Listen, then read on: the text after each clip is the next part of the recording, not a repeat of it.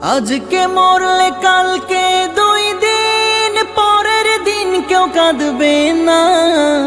যাদের জন্য করলা কামাই মরলে তারা চিনবে না।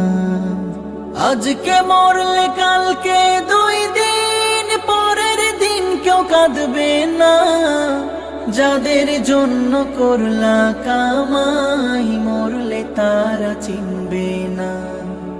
থাকতে সময় করো আমল, ঈমান করো খাঁটি।